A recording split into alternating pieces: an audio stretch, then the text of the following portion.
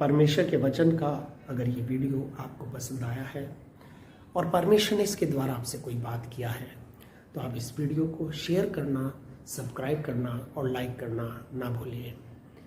और इसके साथ साथ अगर आपका कोई प्रार्थना का विषय है, प्रार्थना का कोई निवेदन है तो आप हमारे साथ उसको बांटना ना भूलें और उसके विषय में हम आपके लिए प्रार्थना करेंगे और प्रार्थना के जवाब में परमेश्वर आपको आशीष देगा।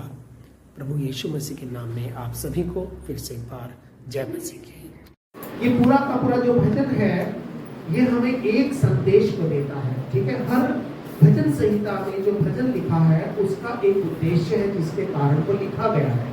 ठीक है, तो ये पूरा का पूरा भजन हमें एक संदेश को देता है। वो संदेश ये है कि जो परमेश्वर की सुनते हैं और उसकी आराधना करते हैं वही लोग अपने जीवन में सच्ची आजादी और आशीषों को अनुभव करते हैं। हालेलुया। दोबारा बता रहा हूं, उस पूरे भजन का जो सार है या संदेश है वो ये है कि जो परमेश्वर की सुनते हैं और उसकी आराधना करते हैं वही सच्ची आजादी और उसकी आशीषों को अनुभव करते हैं। हालेलुया।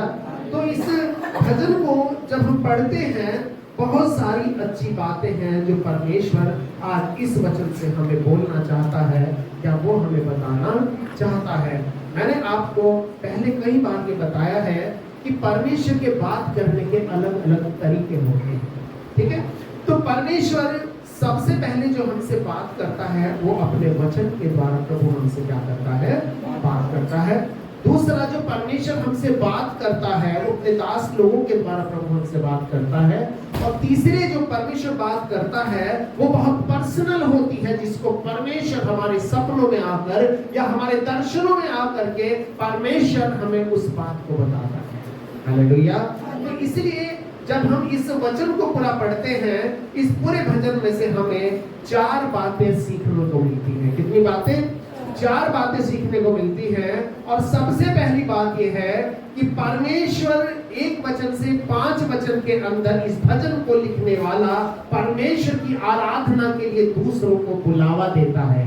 हालेलुया। वो दूसरों को उकसाता है, दूसरों को उत्साहित करता है ताकि वो भी मिल करके परमेश्वर की क्या करें, आराधना करें। हालेलुया। दूसरी बात, ये भजन का लिखने वाला 6 से और 7 वचन में हमें ये बताता है कि परमेश्वर का जो उद्धार है और उसकी जो देखभाल है अपने लोगों के लिए हमेशा बनी रहती है। हालेलुया। और तीसरी बात, इस वचन में से 8 से 12 वचन तक जो हम पढ़ते हैं वहां पर परमेश्वर कुछ चेतावनी को देता है और अपनी इच्छा को हमें बताता है। ठीक है, और तो चौथी जो इसकी आखिरी बात है वो ये है कि परमेश्वर की आशीष है और उसकी जो प्रतिज्ञा है वो आपके और मेरे लिए क्या है। हालेलुया।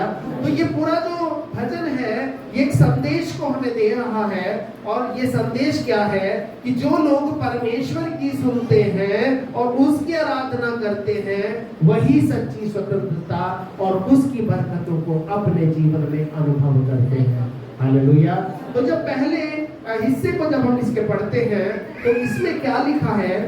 इसमें लिखा है कि परमेश्वर जो हमारा बल है उसका गीत आनंद से गाओ। कि परमेश्वर जो हमारा क्या है, बल है, वो हमारी ताकत है। ठीक है, ताकत का मतलब ये नहीं है कि परमेश्वर आपका बल है आप 40 किलो का बाट उठा लेंगे, ये नहीं है। परमेश्वर आपका बल है इसका मतलब ये नहीं है कि आप बहुत बड़ा वजन की गठरी सर पे रख लेंगे। नहीं, परमेश्वर आपका बल है तो इसका मतलब गॉड इज योर पावर। परमेश्वर आपकी सामर्थ है और ये सामर्थ कई तरह की सामर्थ होती है। इस दुनिया में मनी पावर होती है, प्रॉपर्टी पावर होती है, फिजिकल पावर होती है, मतलब शरीर की ताकत होती है, पैसे की ताकत होती है, प्रॉपर्टी की ताकत होती है। ठीक है, इस दुनिया में जो है बहुत सारी ताकतें हैं, अलग अलग पॉलिटिकल पावर होती है। ठीक है, हर चीज की एक पावर है और सभी लोग पावर के आगे क्या करते हैं, झुकते हैं। हालेलुया।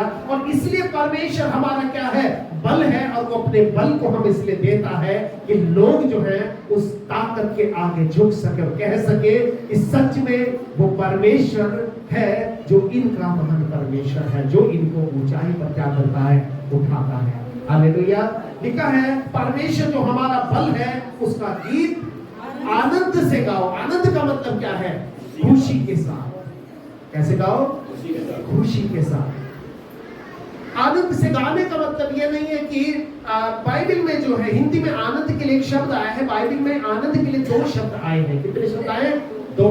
एक शब्द आया है हैप्पीनेस और दूसरा शब्द आया है जॉय। हैप्पीनेस जो होती है वो परिस्थिति पर निर्भर करती है, लेकिन जॉय जो होता है वो हमेशा उमड़ता रहता है। और यीशु ने कहा मैं अपना आनंद तुम्हें देता हूँ, ठीक है, और संसार का जो आनंद है वो मैं तुम्हें नहीं दूंगा, क्योंकि संसार का आनंद थोड़े समय का होगा, लेकिन मेरा आनंद हमेशा उमड़ता रहेगा। हालेलुया।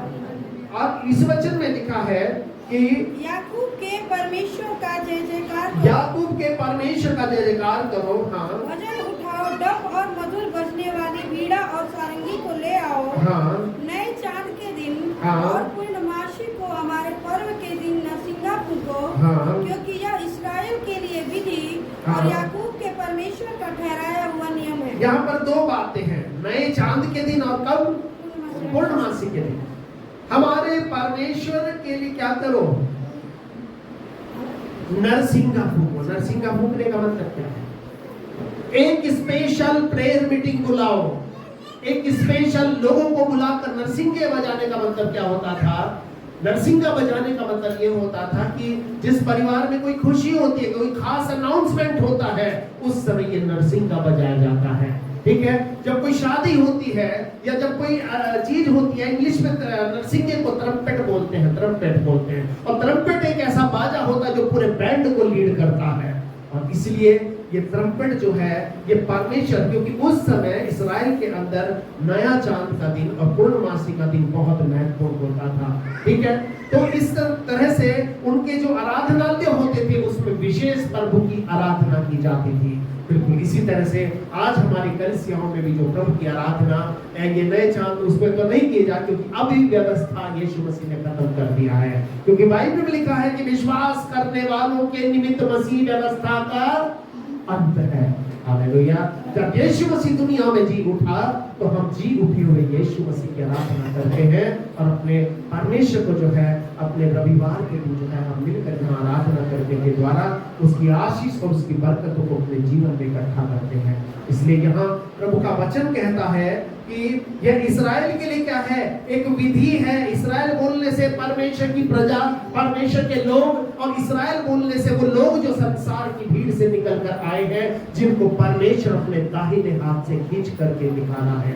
बिल्कुल वही सिद्धांत थे जैसे पहले मिस्र में से परमेश्वर ने अपने लोगों को निकाल करके लाया था, और निकाल करके लाने के लिए उनका जो भविष्य था वो कहाँ था? कनान का देश था, वो देश जहाँ दूध और मधु की धाराएं बहती थी। लेकिन उस देश में पहुंचने के लिए उनको आज्ञाकारी होना पड़ता था। उस देश में पहुंचने के लिए उनको आज्ञाकारी होना था। ये पूरा सफर कुल 11 दिन का था, लेकिन कितने साल लग गए? 40 साल। ये आशीषें आपके पास में है, ये आशीषें, ये बरकतें आपके पास में हैं, पर अगर आप आज्ञाकारी रहोगे इन आशीषों को 2 मिनट में आप प्राप्त कर सकते हो, और नहीं तो पूरे जीवन भर आप आते रहोगे, ताली बजाते रहोगे, घर जाते रहोगे, कोई फायदा होने वाला नहीं है। इसलिए प्रभु का वचन कहता है कि जो मैंने बताया कि जो परमेश्वर की सुनते हैं उसकी आराधना करते हैं, वही लोग अपने जीवन में सच्ची स्वतंत्रता को और उसकी आशीषों को हासिल करते हैं या अनुभव करते हैं। हालेलुया।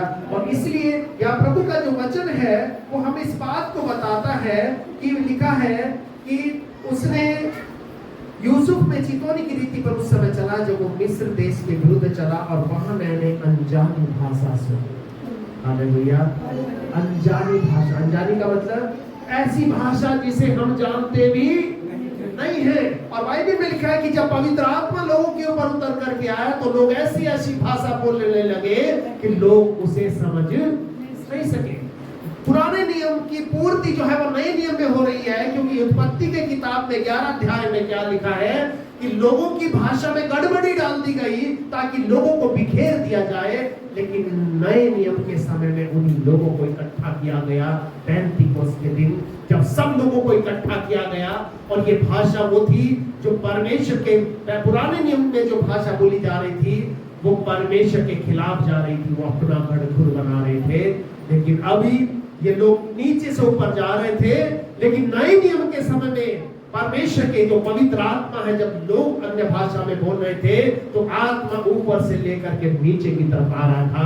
और इसीलिए प्रभु का वचन कहता है प्रकाशित वाक्य में कि देख, मनुष्य का परमेश्वर का डेरा मनुष्यों के बीच में है। वो उनके बीच में क्या करेगा?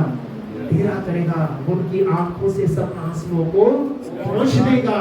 वो उसके अपने लोग होंगे और वो उनका परमेश्वर होगा। हालेलुया। तो प्रभु का जो वचन है ये बताता है कि परमेश्वर की आराधना जो है ये कितनी महत्वपूर्ण है, और इसीलिए आपको मुझको परमेश्वर की आराधना को करना चाहिए। हालेलुया। परमेश्वर की आराधना को करना चाहिए, क्योंकि परमेश्वर की जो आराधना होती है ये हमारे जीवन का सबसे पहला हिस्सा होना चाहिए। सबसे पहला हिस्सा होना चाहिए। अब इसीलिए यहाँ प्रभु का जो वचन है हमें दूसरी बात बताता है। छठा वचन इसका हम थोड़ा सा पढ़ेंगे। क्या लिखा है?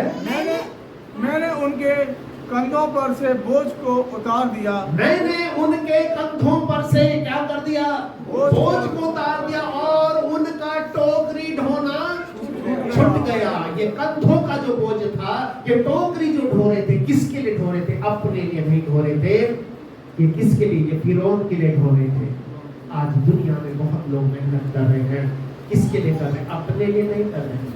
वो अपने मालिक के लिए कर रहे हैं, अपने बॉस के लिए कर रहे हैं, जो जीवन में कभी खुश नहीं होगा। बॉस कभी जीवन में खुश नहीं होगा। आपका अपना काम होगा, 2 पैसे का भी करोगे, लेकिन आप उसमें क्या होंगे? खुश होंगे। और इसीलिए यीशु ने कहा, हे सब बोझ से दबे हुए थके हुए लोगों क्या करो, मेरे पास आओ, मैं तुम्हें क्या दूंगा?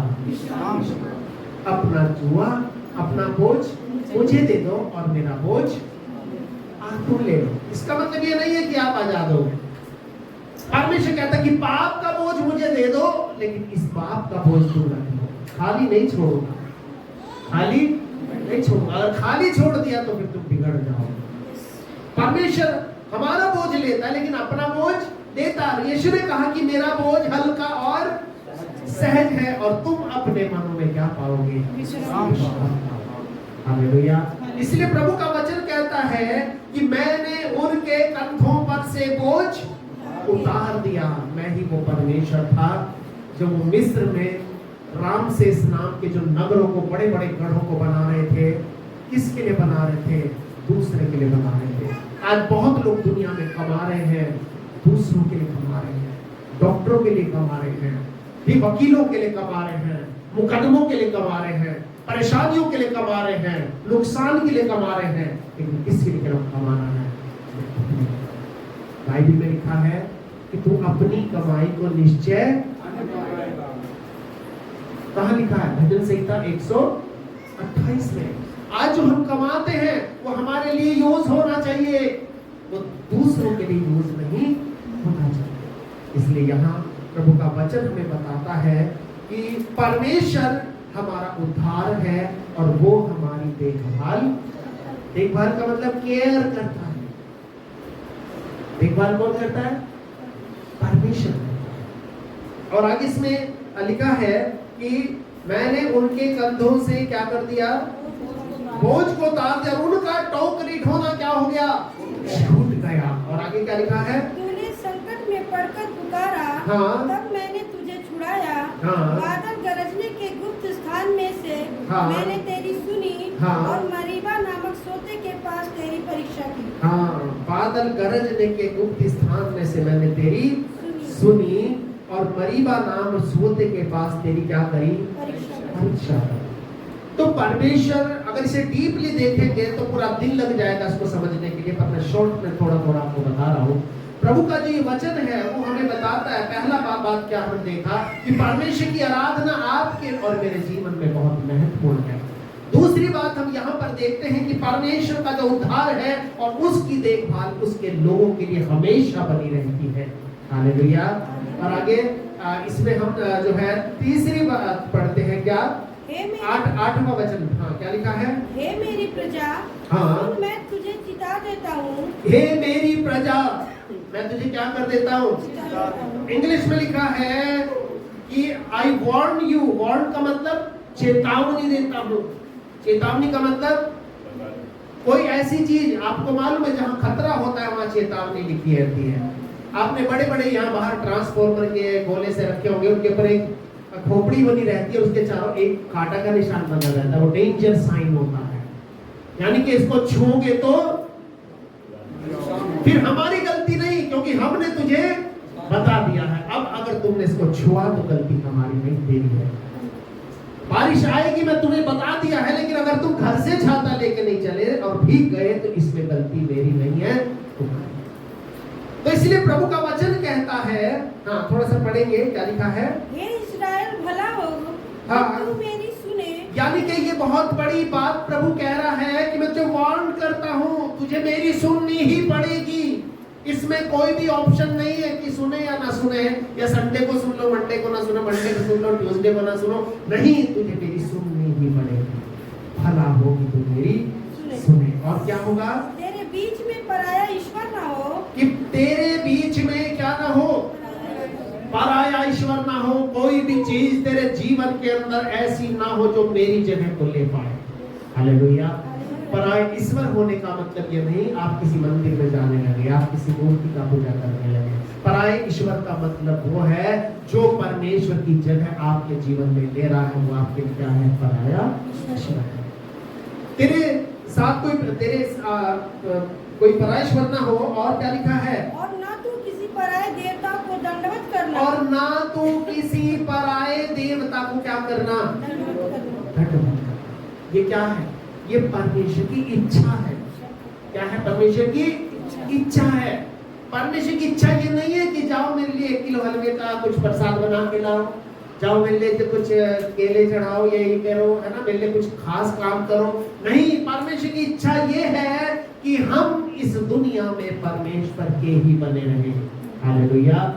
हम इस दुनिया में प्रभु के बने रहे।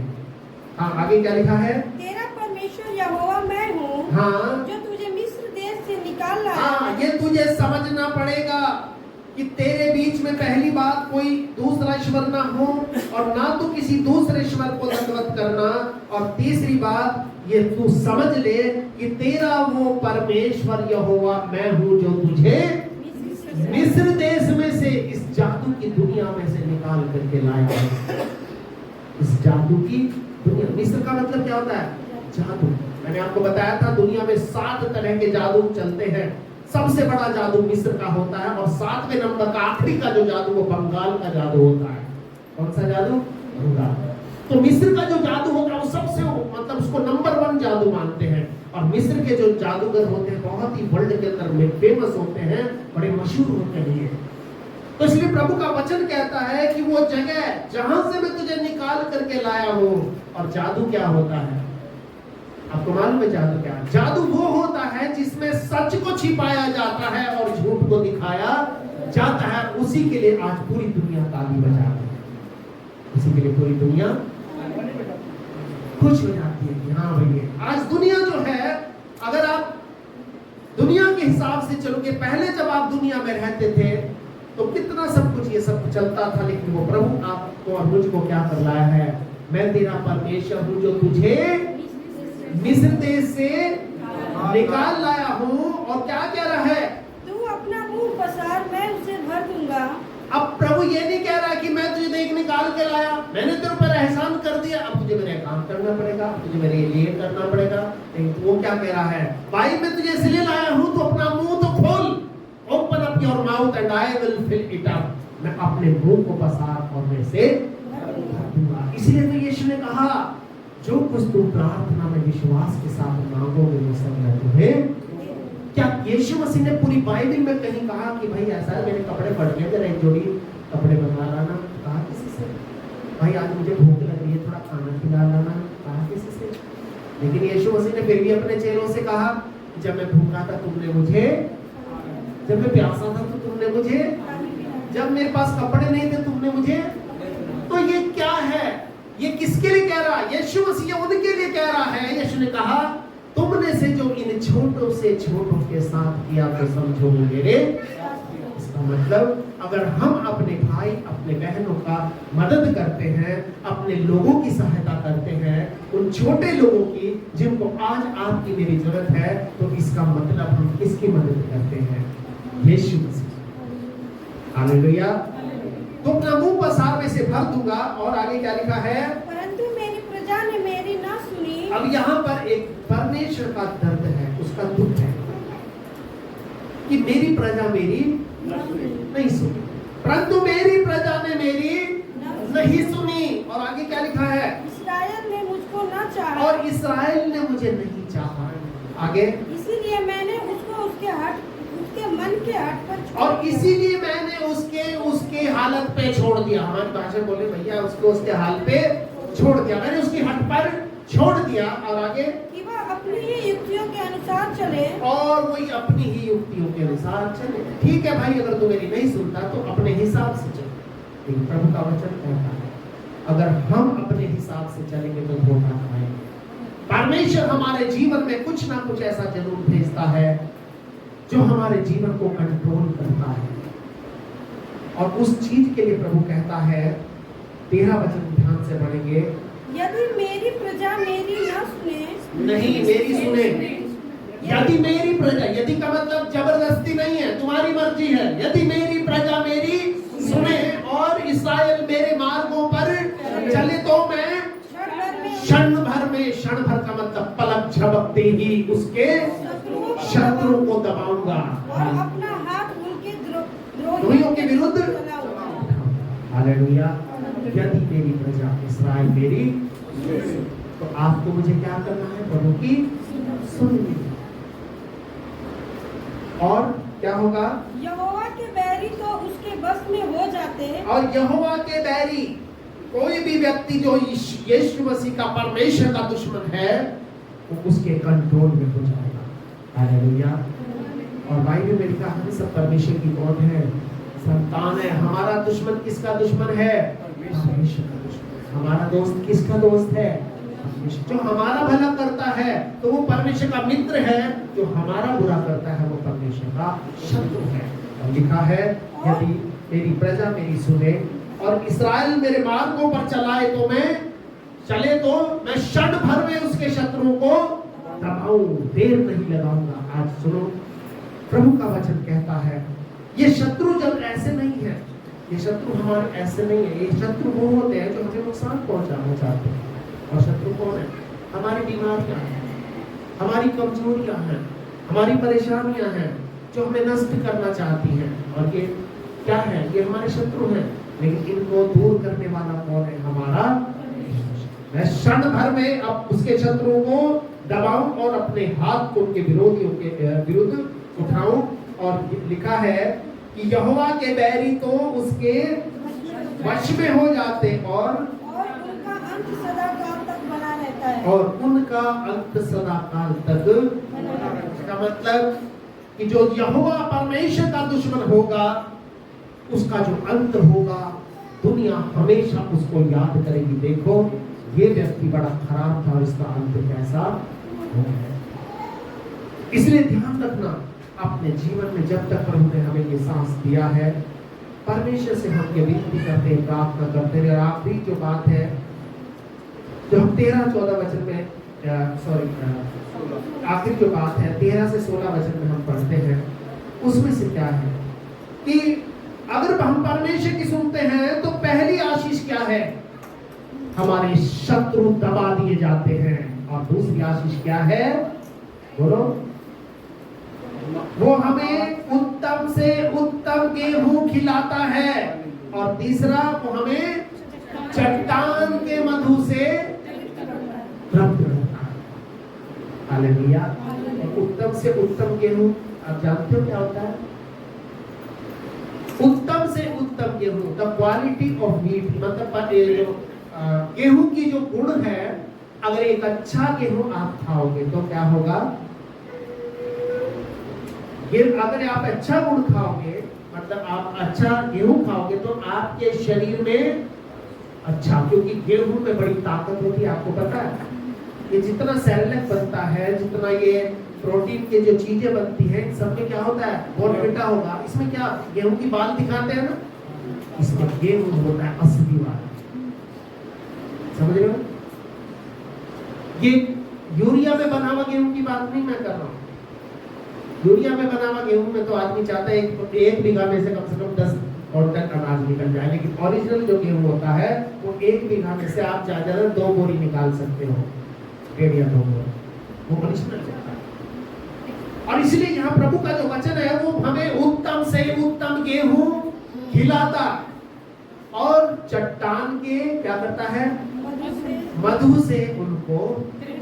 और ये चट्टान का मधु क्या होता है? 2 तरह की मधु बोलते हैं शहद को, और 2 तरह की मधुमक्खियां होती हैं। एक मधुमक्खियां वो होती है जो पेड़ों पर छत्ता बनाती हैं, एक प्रकार की मधुमक्खी वो होती है जो चट्टान के ऊपर छत्ता बनाती है। समझ रहे हो?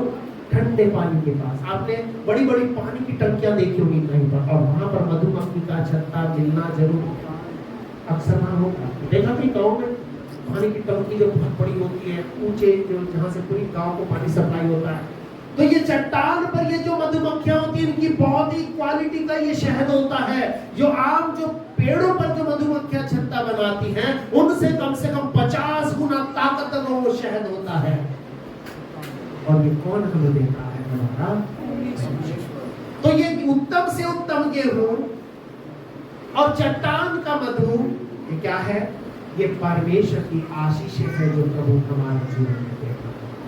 हालेलुया। परमेश्वर ऐसी बरकतों से, ऐसी आशीषों से हमें भरना चाहता है, और इसीलिए आज इस भजन संहिता के द्वारा वो हमें एक संदेश देता है कि वो लोग जो प्रभु की, जो परमेश्वर की सुनते हैं या उसकी आराधना करते हैं, वही अपने जीवन में एक सच्ची आजादी और आशीष का अनुभव करते हैं। सच्ची आजादी किस चीज की है? आजादी क्या होगी पता आपको? आजादी का मतलब सबसे पहली आजादी आपको परमेश्वर फाइनेंशियली फ्री बनाता है, आर्थिक रूप से आजाद। उस तरह नहीं बनाता गधे की तरह सुबह गए 8 बजे से रात के 8 बजे तक मेहनत कर रही है, आजादी नहीं है, ये गुलामी है। परमेश्वर में आजाद बनना चाहता है। आप 1 घंटा काम करोगे और 1 महीना बैठ करके खाओ, ये सच्ची आजादी है। अब जैसे जैसे आप प्रभु में बढ़ते हो, परमेश्वर आपकी आजादी को बढ़ाता चला जाता है, आपके वर्किंग आवर्स कम करता चला जाता है और आपके प्रॉफिट को डबल करता चला जाता है। हालेलुया। वो परमेश्वर हमें आजादी देना चाहता है, हमारे दुखों से आजादी, परेशानियों से, भविष्य की चिंताओं से आजादी, पैसे से आजादी। और जब ये आजादी आपके जीवन में आ जाती है, आप उस समय, आपको मालूम है हम भारतीय लोगों का 80% दिमाग हमारे पेट में घुसा रहता है। कहाँ रहता है? पेट में। वो इसलिए घुसा रहता है, 20% दिमाग सिर्फ हमारा काम करता है। लेकिन फॉरेन कंट्री के लोगों का जो है 80% दिमाग काम करता है, सिर्फ 20% इधर उधर रहता है। क्यों रहता है? क्योंकि हमारे लिए हमें पेट के लिए कमाना पड़ रहा है। कुछ देश जहाँ पर खाना बिल्कुल थोड़ा है, सस्ता है, आपको मालूम है, आप गल्फ कंट्री में जाएंगे तो वहाँ कुत्ता तो दिखाई नहीं देगा, बिल्ली वहाँ बहुत सारी होती है। बिल्ली क्यों होती है? क्योंकि वहाँ पर लोग इतना वो सब मीट के सब खाते हैं, मतलब वहाँ खाने की कोई कमी नहीं है। और इसलिए प्रभु ने कहा कि आज भी कुछ देश ऐसे हैं कि जहाँ पर खाना जो है कोई बड़ी बात नहीं रखता है, बहुत इजी है। लेकिन आज भारत में खाने के लिए जो आपको बड़ा संघर्ष करना पड़ता है। इतनी महिलाएं घरों में होती हैं जो दोपहर को बनाती हैं, खाना खा के निमटती नहीं है, चिंता होने लगती है शाम को क्या बनेगा, शाम को क्या बनेगा। क्यों चिंता होती है? क्योंकि हम जो है ऐसे देश में रह रहे हैं जो देश मूर्ति पूजा से भरा हुआ देश है, और जो देश में सबसे ज्यादा मूर्ति पूजा होती है वहीं पर परमेश्वर का श्राप सबसे ज्यादा रहता है। कई बार लोग कहते हैं भाई सबसे ज्यादा लक्ष्मी की पूजा कहाँ होती है? भारत में होती है। बाहर कोई जानता भी नहीं है, विदेशों में, इतने देशों में लोग जानते भी नहीं है होता क्यों है। अपने ही देश में ले लो, दक्षिण भारत के देवी देवताओं को उत्तर भारत में कोई नहीं जानता, उत्तर भारत वालों को दक्षिण भारत में कोई नहीं जानता। गढ़वाल में जो देवी देवता पूजे जाते हैं उनको यहाँ कोई नहीं जानता, यहाँ जो पूजे जाते हैं उनको वहाँ कोई नहीं जानता। लेकिन हमारा परमेश्वर है जिसको पूरी दुनिया जानती है। हमारा परमेश्वर है जो कैलेंडर को शुरू करने वाला परमेश्वर है। इतिहास को आप पढ़ोगे तो उसमें ईसा पूर्व और ईसा बाद हमेशा लिखा रहता है। क्यों? यीशु मसीह वो था जिसने दुनिया में तारीख को शुरू कर दिया, इतिहास को जिसने क्या कर दिया, शुरू कर दिया।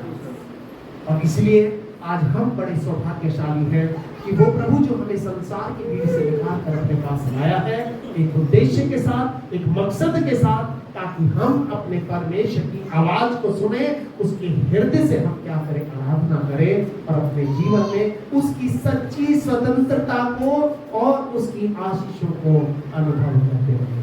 हालेलुया। तो प्रभु इस वचन के द्वारा हम सबको आशीष दे। आइए अभी समय होगा कि हम सब लोग अपने अपने स्थान पर थोड़े समय के लिए बैठ जाएंगे और खड़े हो जाएंगे।